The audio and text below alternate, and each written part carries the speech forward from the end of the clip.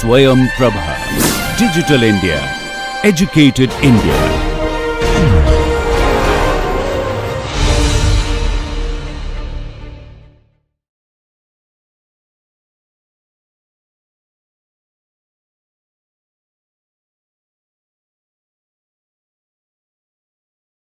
Okay, so let us continue with this introduction. So I initially told you that this introduction is probably going to last a couple of lectures, but it's pulling along. So it's rather an extended introduction, and you may also take it as some kind of overview of the course, okay?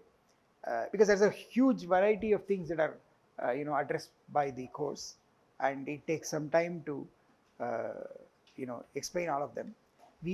But in any case, we are only doing this at an ideological level. I'm trying to give you some statements, some curiosities, and then in the course, of course, we will try to give actual proofs, which is the core of the course. Okay, so this course has got to do with curves and surfaces. I have already told you about interesting things about curves, and I have told you about the isoperimetric inequality. I have told you about the four vertex theorem. Then I've also told you about Hopf's Umlaufsatz and also the so-called Jordan curve theorem. Okay, and then we were looking at certain physical situations, for which the answer lies in studying special types of curves. And it so happened that I told you last time the hero of this story is the so-called cycloid, which is the curve traced by a point on the perimeter of a circle as the circle rolls along a straight line. Okay, and the cycloid is the solution to three types of problems. And I told you about those three problems. The first thing is the tautochrone problem, which is to find the shape of a curve such that no matter where you start, at which point on the curve you start, under the influence of gravity, you always reach the lowest point at the same time. Okay, and counterintuitively, it means that if you are closer to the lower point, you should go slower, and if you are farther away, you should go faster. And how slow or fast is controlled by the curvature of the curve, and therefore you need a curve with a very special curvature. Okay, and since a curve is more or less controlled by the curvature, it's going to be a very specific curve, and the differential geometry says that it is actually a cycloid. Okay, and then I told you about the brachistochrone problem, where the problem is that given a point at an elevation and a point below, you want a curve along which there is the fastest descent, and it is not the straight line path, slope path, but it is a curve, and that curve is called the brachistochrone, and that also turns out to be a cycloid. Okay, differential geometrically. And the third problem I told you was that of the isochronous pendulums. Normally you derive the formula for the time period of a pendulum being invariant of the amplitudes, but depending only on the length of the pendulum. In this you do a mathematical approximation, and this is valid only for small amplitudes. Okay, but then if you are going on a ship or something like that, then the ship will be moving, it will be rolling on the waves, and so any pendulum will have large amplitudes, and once you have large amplitudes, the time period of the pendulum is no longer dependent only on the length, it's also dependent on the amplitudes. Okay, now therefore it's very hard to do timekeeping on a ship. I am talking about not these modern days where you have advanced gadgets that do it, electronic circuits that do it. In those days it was completely mechanical. Okay, and the simplest timekeeping device was that of a pendulum. Okay, so you couldn't use pendulums on ships. So the point is that you want a pendulum which is isochronous, and that means independent of the amplitude, the time period should depend only on the length of the pendulum. Okay, now again the solution to this problem is again a cycloid. Okay, you have to restrict the movement of the pendulum by using cycloidal surfaces, curves, and this is what was discovered by Christian Huygens. Okay, so it's called the Huygens isochronous pendulum. Again the solution is a cycloid. Okay, so cycloid is the hero of the story, the tautochrone problem, the brachistochrone problem, and also the isochronous pendulum. and it's also a hero in another sense. I was just beginning to say something about involutes and evolutes, and to begin with, let me just make the statement that a cycloid, if you take the involute of a cycloid, the correct involute of a cycloid, you will get a cycloid, and then if you take an evolute of cycloid, you will again get a cycloid. So it's a kind of, it has this very special property. Okay, so what are these involutes and evolutes? As I was explaining to you, towards the end of the last lecture, let me expand on that. So you see, it to begin with, the attraction is that there are many physical things which are explained by the ideas of involutes and evolutes. Okay, and I was mentioning these two cases where you have where you take a spherical mirror, for example, and if you take if the aperture is large, okay, that means you take a large piece of it, then and of course by large piece of it or larger aperture, I mean that the angle subtended by that piece or that arc at the center is pretty large. Okay, it's not a small angle. Okay, and this is the mirror case. In the case of lenses, we always take what is called a thin lens. Okay, and in these situations, you have you can take a point practically as a focus. Okay, and then you write the 1 by f is equal to 1 by u plus 1 by v kind of formulas that you derive. Okay, but in general, it so happens that the focus is not a single point. So if you take a spherical mirror like this, and then you draw the, if you look at the foci, actually you will get a locus of points which are the foci. And what do I mean by that? It means that every piece of the mirror, if you take a sufficiently small piece of the mirror so that the aperture is small, then it has a focus. And then what you do is that you start, if you follow all those foci, this traces the locus traces a curve, and you get a curve like this. Okay, so and such a curve is called a caustic. Okay, and the reason it's called a caustic is because each point on that is it's the envelope of reflected rays. So basically the way you get the focus of a mirror is that you have parallel rays coming from infinity, and then after reflection they are supposed to go through the focus. That's how you get it. Okay, but then now it's the envelope of these rays that gives you this curve, which is a caustic. So caustic is an envelope. Okay, and the other familiar thing that you would have always seen is that on a cup of tea you will always find this kind of a nice bright curve formed, and this is also a caustic. All right, and more generally you have rainbows. Rainbows are also caustics. So these are all what is the connection with differential geometry is that they are all formed by mathematically by envelopes. Okay, they are envelopes of rays. Okay, and this is a generalization of the idea of evolute. Okay, so let me get into this business of involutes and evolutes. So what is this? So suppose you start with a curve. Okay, then what you can do is that suppose I call this curve as, let us say, C. Okay, then at each point P on the curve, what you get is that you have that differential geometry promises you that there is a circle of curvature which has a center called the center of curvature, and there is a radius that's called the radius of curvature, and technically the curvature is the reciprocal of the radius of curvature. Okay, so everything depends on the point. So basically the picture is like this. Here is your curve. If I take a point here, then I have a best approximating circle which has the same tangent as the curve at that point, and that best approximating circle for this point is the that is a circle of curvature. So I'll call it as C of P. Okay, and then it has a center of curvature. I'll call this as C sub P. Okay, and there is also a radius of curvature which is r sub p.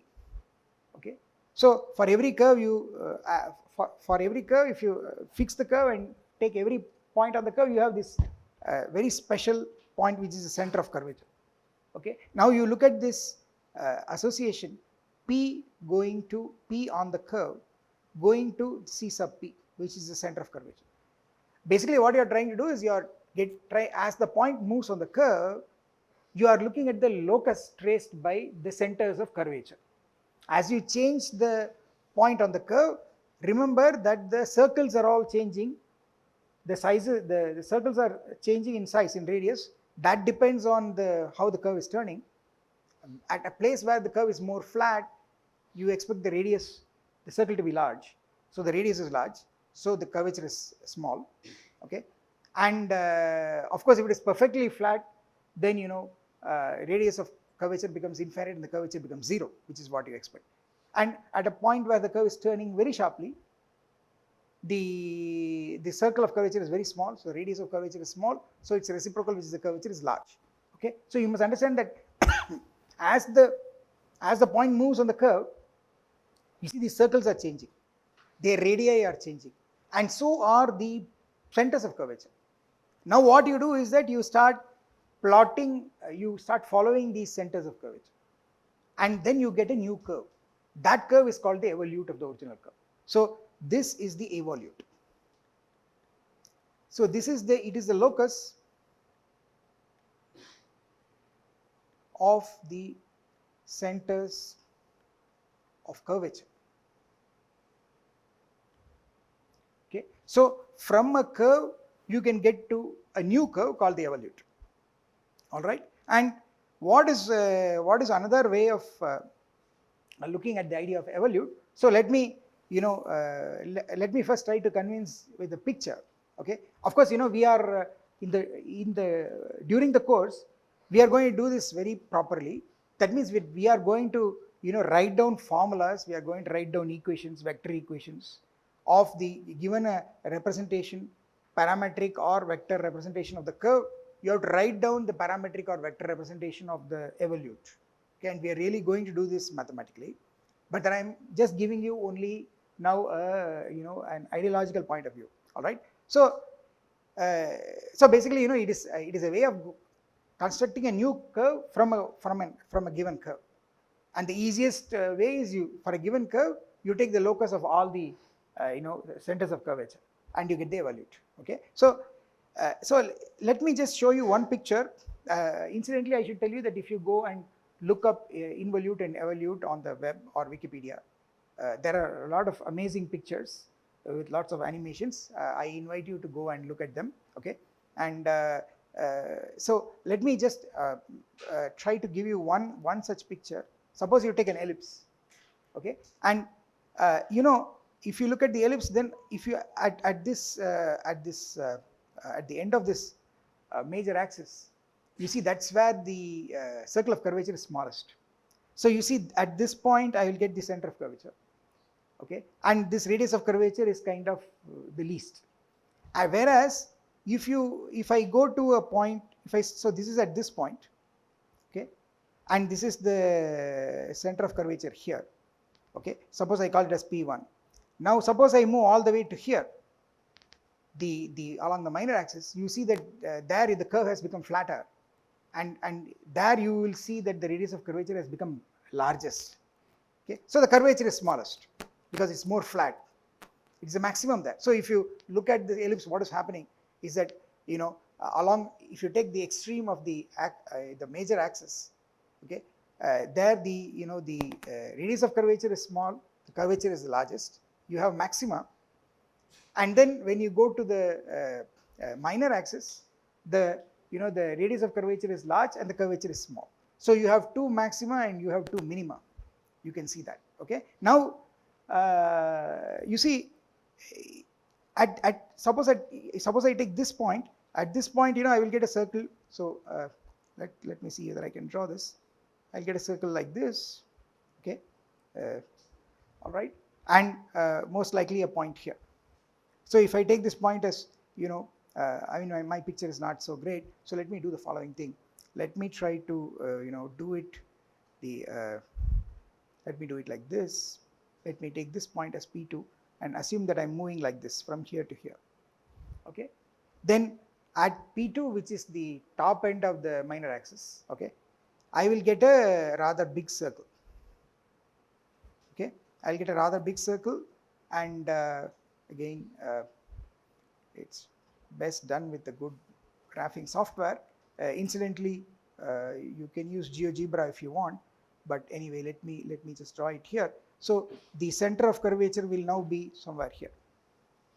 Okay, and in between, so you see as you move from P1 to P2, you can see that the circles of curvature are becoming larger, and the centers of curvature are now moving from this point, starts at CP1 and ends at CP2.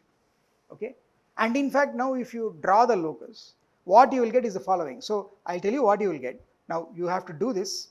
You will get something like this. You will but before I draw it, let me tell you something. Because I got this because of symmetry, okay, here also I will get a point here, which if I call this as P3, then I will get the CP3 here. Okay, and then by symmetry, if I move if I take the point here as P4, then I'll get a CP4 here. Okay, so basically you see what is happening. I start at P1, I get this CP1. Okay, at P2 I get CP2, mind you it's here, so I am actually moving like this. Okay, then if I go from from P2 to P3, then I end up going to this okay, and then if I go from P3 to P4, I end up going, so let me see whether I've done that properly.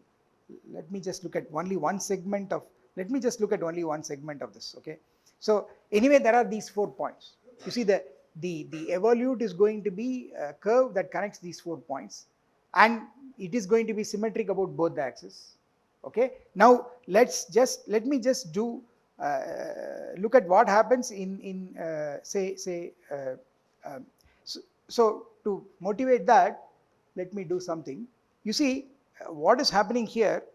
If I join the point to the center of curvature, I get a normal here. Okay, and then if I go to, so let me so let me go to this. See, if I go to the point, suppose I go from here to P2, let us say, then for P2, CP2 is the center of curvature, so I will get a normal like this. And so the picture is kind of bad, so I have to rectify it. So let me do that. All of this should lie symmetrically on that. So so this is going to be so CP2 should be somewhere here, and so for the point P2, CP2 is here. Okay, so the center of and then there is this is the normal N2. Okay, see at P1 the center of curvature is CP1, and from the point to the center of curvature it will be a normal. Okay, because the circle is tangent to the curve at that point. All right, so N1 is a normal. At the point P2, you have this this big circle, okay, which is the circle of curvature, and you have this point CP2, which is the center of curvature, and the normal is this N2. It is the normal to the curve, normal to the ellipse at the point P2. All right, now you see what will happen is that if you what is the portion of the curve in between? Okay, the portion of the curve in between will be like this. So let me draw it. It's going to be, so if I use I don't know that I can effectively use a different color. So yeah, I will get something like this. I'll get a curve like this. So this curve has, at this point this is the normal. At this point this is the normal, and in between, okay, what will happen is that I'll get the at this point perhaps this is the normal. Okay, and at this point if you look at it, so let me draw it, I'll get a normal like this, and you see at this point I'll get a normal like this. Okay, And so you see, if you keep doing this, okay, you see what is happening. This which is the evolute, this you see the way it's traced. If you look at the picture, it's very clear that it is actually the envelope of the normals. You see. So now if you repeat, if you now do this symmetrically, what you will get is you will get this kind of a curve. You will get an asymmetrical asteroid. That is the evolute of your ellipse. By the way, if I make the ellipse a circle, you will get only one point. Okay, because as you move on the circle, for every point on the circle, the circle of curvature is that circle itself. The center of curvature is simply that center of that circle. That doesn't change. So if you take the evolute of a circle, you will get a single point. You won't get anything. Okay, but if you distort the circle to an ellipse, okay, then you get an asymmetrical asteroid. Okay, and what I want to convince you here, so you see, this is only a matter of conviction. I am just trying to convince you, but if you want to prove it mathematically, which we will do in the course, you have to prove it. I want you to understand that the evolute is by definition gotten by looking at the locus of all the centers of curvature. Okay, but there is another way to get it. It is also the envelope of all the normals. You take the original curve and simply take the envelope of all the normals, okay, and that's going to give you a new curve, and that is going to be the evolute. Okay, and that's what I am trying to show, that this portion of the evolute is actually it is the envelope of all these normals. So you see, these are all, so let me draw it like this correctly. So these are all the normals here. Okay, all these normals, they are coalescing on that piece of the evolute. So the evolute is the envelope of the normals. Okay, and mathematically you have to understand what this is. An envelope of a family of curves is basically another curve for which the original family is tangent at every point. So you see, this for the evolute, at every point you see the original family of normals is a tangent. Okay, and it's all these tangents coalescing to produce the evolute. So what I want you to understand is the evolute, in another way, if you want to understand it, it is actually the envelope of normals. Okay, so that's what I want to say. It is also the envelope of normals of the curve. And why I am saying this is because I want you to understand that the idea of envelope comes. Now the idea of envelope can be made sense in mathematics, not only for a family of curves, you can do it for a family of surfaces and so on and so forth. Okay, so in this case, I take a curve, I take all the loci of all of its centers of curvature, or I take the family of normals of the curve and take that the envelope. Okay, so the envelope is always associated to a family. Okay, so here is a family of normals, and you take the envelope, you get the evolute. More generally, what you could have in mathematics is that you can have a family of curves and you can find an envelope to the family of curves. This is in 2 dimensions. In 3 dimensions, you can have a family of surfaces and you can find an enveloping surface which is the envelope to the family of surfaces, and this can go on in any number of dimensions. So this, and you can get to it by doing calculus. You can write down the equations of the envelope, you can from the original equations of the original family by using calculus. Basically, you are using the basic fact that you have to use is that the envelope, at every point of the envelope, it is tangent to a particular member of the original family. That's all you have to use. And you have to write down the calculus connected with that. Okay, so it is also mathematically accessible.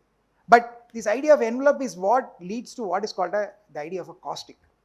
A caustic is a situation where you are particularly looking at a kind of optical situation where what is happening is that you are looking at rays falling on a surface or rays falling on a curve, and then after reflection you are looking at the envelope of the reflected rays. That's what a caustic is. So here, for example, what is happening in a spherical mirror is that if I take all rays, parallel rays coming from infinity, and look at the reflected rays, then it will happen that all those reflected rays, if you take their envelope, you get this shape, which is the caustic. Okay, and similarly, what happens is that if you look at in your cup of tea, you get this beautiful shape. You get a bright region. That's again because of light, the ambient light reflecting on the sides of the cup. Okay. And you're looking at the envelope of the reflected rays. And the envelope of the reflected rays is actually a surface, but you're only looking at the cross section that appears on the surface of the liquid, tea or coffee or milk. Okay. So this is also a caustic. And in that sense, rainbows are also caustics. They are also envelopes of light rays from the sun reflected by droplets. So you can write down everything and understand why this is happening. So this is the I'm just trying to say that this idea of evolute and the idea of envelope is kind of very important for many geometric phenomena. Now, so let's get back to this. You have a curve, and you can go to evolute. Okay, so you have a question. Yeah, see, incidentally, if you want to think about the four vertex theorem in the context of the ellipse, okay, what is the four vertex theorem? Every curve should have at least four vertices. Okay. Now, of course, the curve should be good. It should be simple, close, smooth. Okay. What is a vertex? A vertex is a place where is a point on the curve where the curvature is either maximum or minimum. Okay. Of course, it will be a critical point of the curvature. That means the curvature function will have a maximum or a minimum. And in the case of the ellipse, you see that at the ends of the major axis, you are going to get maximum curvatures and the same value, same maximum value. At the ends of the minor axis, you are going to get minimum curvatures, again same value by symmetry. So you basically get four vertices. Okay, so you can see that. So it is the case when the four vertex theorem is the lower bound is exactly satisfied, and it is impossible to find a curve with lesser number of vertices. That is the theorem. You cannot have one or two or three vertices. The minimal case is that of an ellipse. Okay. So let me continue. See, you can go from a curve to its evolute by either taking the locus of the centers of curvature or by taking the envelope of the normals. Now, usually in mathematics, you want to come back. Is it possible to undo something? Okay, you go from here to there. You would like to come back. So, is it possible to come back from the evolute back to the curve? Okay, so it so happens that is also possible. And this process of coming back from the evolute to the curve is the process of what is called as taking an involute. Okay, so if you take an involute of a curve, that is a process that will reverse this. Okay, but you have to be a little careful, but essentially that is the process. So I will tell you what this involute is all about. This involute is important because it has got a lot of engineering and physical applications. Okay, so what is this business of involute? The idea is very, very simple. Then if you want the involute of a curve, what you do is that you think that you fix a point on the curve, and you think that there is a string attached to the curve. Okay, and then what you do is that you slowly pull the string out. That means if you think of the surface as curved in one direction and you have a curve on that, if you pull the string out, it's like unwinding. Okay, And of course you can reverse it, you can wind it. In both cases you will trace a curve. That is called the involute of the curve, original curve. Okay. So what happens is that, so so the point is that if you take a curve, so let me write this down. So here is my curve C. I fix a point P naught. Okay, and then what I do is that I take some length of thread, okay, like this. Suppose I take a length of thread like this, that is sitting on the on the curve, and then what I do is that I suppose I call this as, say, Q naught. What I do is I start pulling it out. So if I pull it out, I'll come, basically I will come to something like this. I will trace a path like this. And what is the beauty of this path? See, if I pull it out at here, I take the tangent, I'll come to this point. If I pull it out here, if you take a tangent, I'll pull it up at this point. You know that, see, when I have pulled it up to some extent, it should be tangential to the original curve, and since that is the shortest distance, it will be normal to the curve that I am tracing. You can see that, right? So so here this is the involute, okay, and you see, if I take this point, let us say P1, okay, corresponding to this I get the point Q1, and the thing is that the P1 here, it will be this line P1 Q1 will be tangent to the original curve, and this will be normal. Okay. Similarly, if I take the point P2, I will get a point Q2. Again, this P2 Q2 will be tangent to the original curve, and P2 Q2 will be normal to the traced curve at Q2. And why normal is because shortest distance is always perpendicular distance. So this is how so basically what you are doing is that you are unwinding a curve with a fixed base point. But the point is, this base point can change. Therefore, you can see that you will get different involutes for the same curve. So what you should understand is that if you go from a curve to its involute, you will get many of them. Basically, this many depends on when you take the involute of a curve, it depends on where you are starting on the curve. Okay, so it's a piece of string on the curve starting at that point, and it can go to any length along the curve, but you're pulling it out, and when you're pulling it out also, it depends on the direction in which you have wound the string. So you see, on this curve, you see, so in the same picture, you see what I could have done is, suppose the curve is like this, say. What I could have done is I could have taken the same piece of string on the other side. See, I could have taken the same piece of string on the other side. Okay, and then this is going to be Q naught prime. Now, if I now unwind it, my involute will look like this.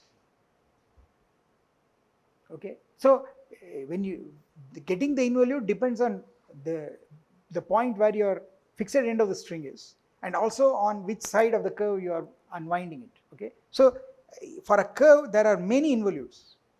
Okay, but here is the interesting thing: it can reverse the operation of taking an evolute. Okay, so this is like an inverse operation. You have a question?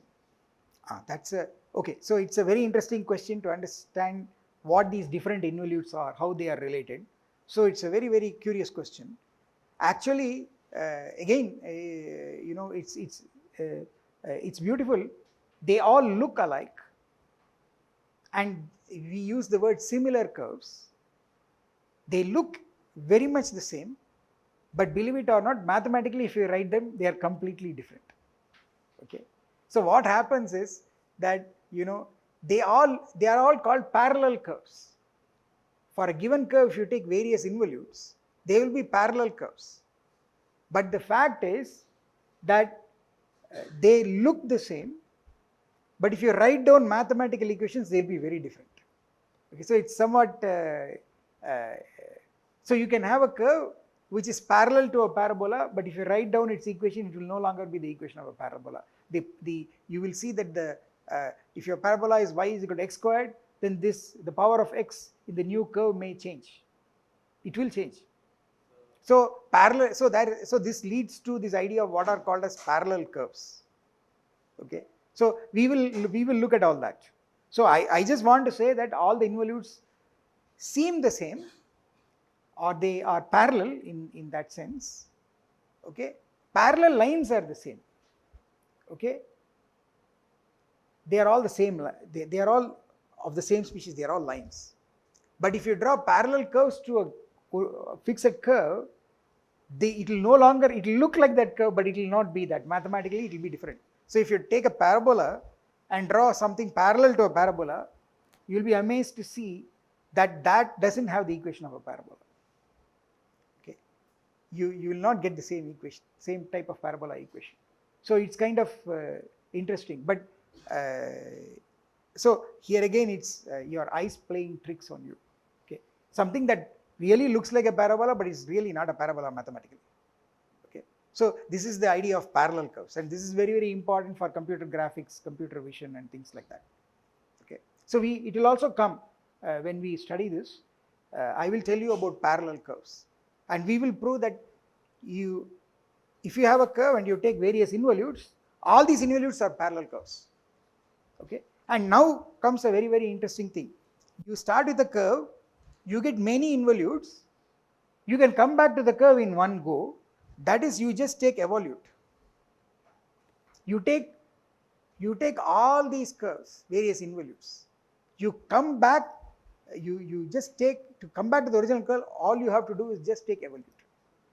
All the involutes will have the same evolute. See, the point is, evolute is a unique thing, whereas involute is not unique. Involute depends on which point you are starting and so on and so forth. Whether you are unwinding on one side or on the other side. So for a curve there are many involutes, but then if you want to get back to the curve, you have to take the evolute. Okay. On the other hand, if you do it the other way, suppose I start with the curve, okay, I take the evolute and then take the involute, then I need not get the original curve, but I will get what is called a parallel curve. Okay, so that's how you get parallel curves. And parallel curves are mathematically, they look the same, but they are mathematically completely different. So that's kind of very, very, it's a very interesting thing. We will see examples of that. Okay, so all these things can be explained by differential geometry. Now, what I want to tell you is that what is the importance of involutes? So there are physical things that are, there are physical things, and there are also, applications to engineering and science. So the most important thing about involutes is the so-called, looking at the involutes of a circle. Okay, if you look at the involutes of a circle, okay, that shape is very, very important for gears. Okay, so that is an application in say mechanical engineering. Okay, so let me explain that. So if you take so this is this goes by the name of involute gears. So you see, you take a circle, okay, and then if I take a piece of thread here, and suppose I draw it like this. Suppose I have a piece of thread like this. Okay, then what will happen is that if I unwind it, suppose I start unwinding from this point, what I will get is that I will get something like this, and of course this will go on, and eventually it will look like a spiral. Okay, so and if I do it at this point, suppose I start at some other point and I unwind like this, I will get a spiral like this. So when I say spiral, it looks like a spiral, but that's very, very qualitative. If you want to write out the equation as a spiral, then there are many kinds of equations. Okay, so what happens is that I get curves like this. So basically the picture looks like this. If I take a circle, okay, and then draw the involutes, they will look like this. Okay, the involutes look like this. All right. Now you see, and I could also draw involutes in the other direction. basically what I could do is that this is going in the anti-clockwise. I'm unwinding, so I'm kind of unwinding in the clockwise. Okay, if you want to think of it like that. Okay, I mean it depends on the way you think about it. I can do it the other way around, so I will get things like this. So if I put it the other way around, I can get things like this. So I will get, you know, so let me draw. You know, I'll get one thing like this, then I'll get one thing. Oops, get something like this, then I'll get something like this. Okay, now the picture is somewhat not so neat to look at. Okay, but you can have these spiral-like things which are involutes of the circle. Now, how are they very, very useful? See, they are useful in constructing what are called as involute gears. So, what is this idea of a gear? The idea of a gear is that basically you have two wheels and you just want to, you know, you want to change, you want to regulate rotational motion. Okay, you want to either increase or decrease the speed of rotation, or you want to change the direction of rotation. Okay, so this is what gears do. Okay, now the point is that because basically you are trying to take rotational motion and you are trying to transmit it to a different place, and you know the way to convey it is through gears. All right, of course you can use also belts to convey it. Okay, but gears are the at close proximity, gears are the most preferred. Okay, but the problem with gears is that there is friction. So usually the way a gear is made is that, you know, you have teeth like this. Okay, and then so there is one gear, and then there's another one with, let's say, teeth, and then, you know, my picture is not so good. So you have something like this, and then as this moves, then this also moves. Okay, this is a very bad picture, but never mind. Okay, but the problem with this is that, you know, basically the teeth of one gear are pushing the teeth of the other, and that's how the movement is you know, transmitted. But then the problem is that this is not very efficient, because whenever you push, there's going to be friction. Okay, so what is happening is that when one tooth of one gear is you know, pushing another tooth of another gear, then what happens is that, you know, at the point of contact there is going to be some reaction, and that reaction, if you want the minimum amount of energy to be wasted, that reaction should not contribute to the frictional force, which will act tangential to the point of contact. Okay, so at this point of contact I will have a tangent. Okay, and if this frictional force has a component in the tangential direction, I mean, if this interaction, this action between the two teeth of the two gears, the gear wheels, okay, the cog wheels, if that reaction has a component in the tangential direction to the point of contact, then it will contribute to friction. So if this angle is not 90, then there's going to be friction, because a portion of this will slide on that. If it is 90 degrees, it's literally going to only push. It's not going to, there's not going to be any sliding motion, so there will be no friction. So you have to design the gear in such a way that when these teeth push each other, the reaction is exactly normal to the, you know, tangent to the two surfaces at the point of contact. Okay, and that is achieved by using involute gears. Okay, so what happens is that you do the following thing. So this, you actually use this picture. So basically what you do is, this is how you construct the gear. You take the circle. Okay, then, you know, I have all these fellows. So I have all these involutes. Okay, then I take involutes in the other direction. Okay, so here, what are the involutes in the other direction? So I take these involutes. So you take these involutes. Okay, and then what you do is that you make the teeth like this. So your teeth are now like this. Okay, like this, you cut out like this. So this is one tooth.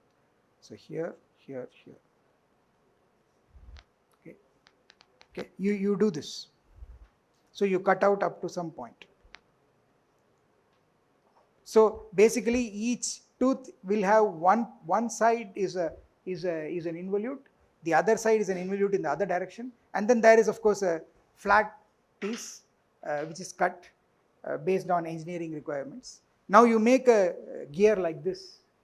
The beauty of these gears, they are called involute gears. The beauty of these gears is that you can prove using differential geometry and the theory of involutes, the theory of evolutes. You can show that when two of them interact, the reaction will always be normal to the tangent at the point of contact. So there is no way it can give rise to friction. Okay, so they will be very efficient. And the beauty with these gears is that normally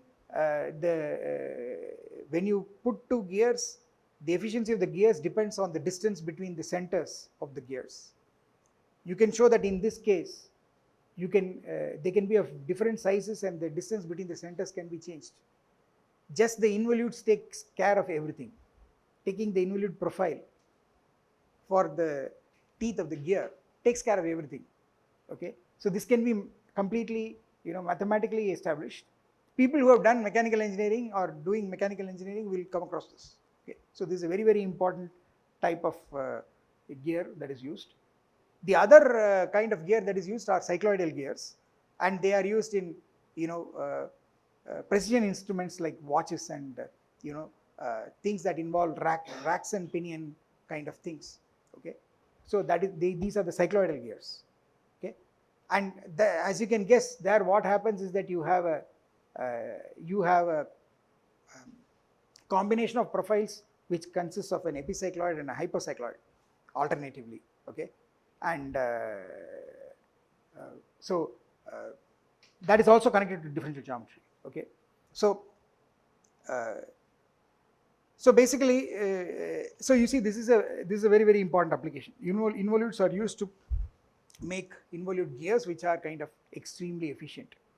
Then there's another, and of course these are all the profiles are given by basically these spiral like things which are involutes of a circle. There's one more application, interesting application, and that is the idea of what is called as a spiral compressor. Okay, so there is this idea of spiral compressor, and here what happens is that you take two of these spiral like things and you put them, mesh them and move one over the other. The net effect is that this can it can decrease the area caught between and thus act as a compressor. So basically what you do is that you take one of these spiral like things. Okay, so this spiral like thing is an involute of the circle. Then you take one more, so let me draw it in a different color. Okay, so the other one is I mean the picture is somewhat difficult, but let me try to do it.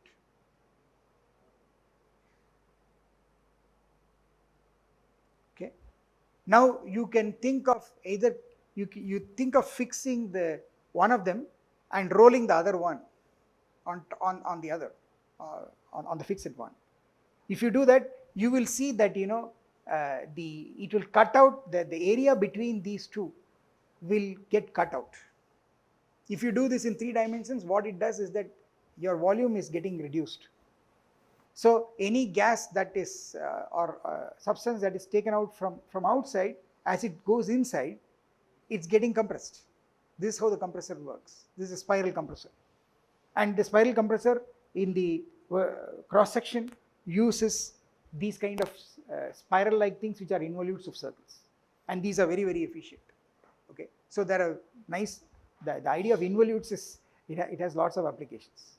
Okay, so that is so much so about involutes and evolutes. I think let me tell you a little bit about what I want to do next.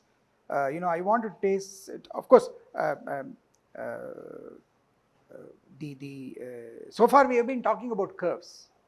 Okay, I also want to talk about surfaces.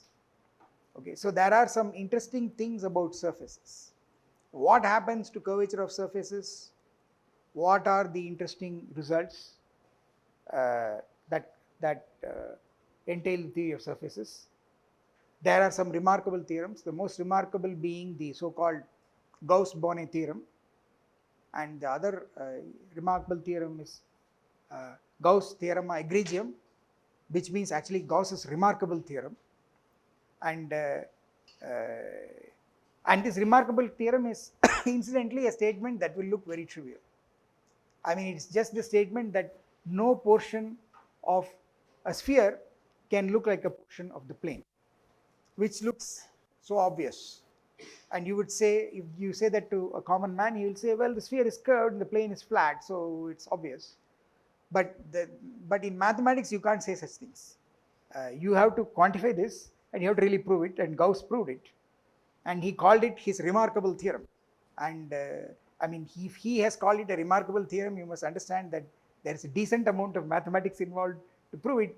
He is not going to call something remarkable if it is quite easily established. So it will need techniques from differential geometry for us to prove it, but it's not so difficult to prove once you build the foundations. We will do that in this course. Okay, so I think I will stop here. In the next lecture we will continue, and I will tell you about some curiosities and results about the theory of surfaces.